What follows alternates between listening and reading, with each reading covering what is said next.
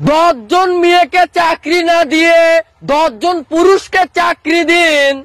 10 জন বেকারের সংখ্যা কমবে, 10 জন নারী চাকরিজীবী স্বামী পাবে।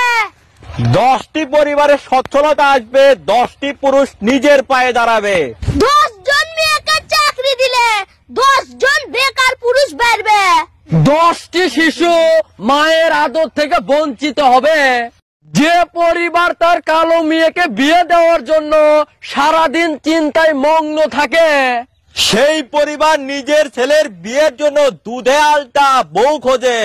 মেয়ে গরিব হলেও ছেলেরা তাকে বিয়ে করে। কিন্তু ছেলে গরিব হলে কিংবা প্রতিষ্ঠিত না হলে আপুরা সহজে রাজি হয় না। 10 জন মেয়েকে চাকরি না দিয়ে 10 জন পুরুষকে চাকরি দিন। 10 জন বেকারের সংখ্যা কমবে, 10 জন নারী চাকরিজীবী স্বামী পাবে। 10টি পরিবারে সচ্ছলতা আসবে, 10টি পুরুষ নিজের পায়ে দাঁড়াবে। 10 জন মেয়েকে চাকরি দিলে 10 জন বেকার পুরুষ বেরবে। 10টি শিশু মায়ের আদর থেকে বঞ্চিত হবে। আপনারা কারা? প্রতিবেশী। আপনাদের কাজ লোকের পিছনে লাগা। এসব করে কি পান? মুজা পাই মুজা, অনেক মুজা। এসব করেন কেন? লোকের ভালো সহ্য হয় না।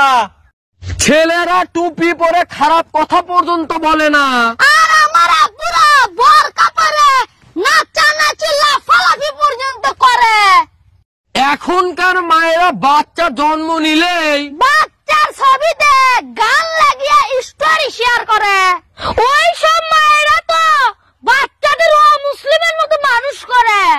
আখিরাতে ওই সন্তান মা কি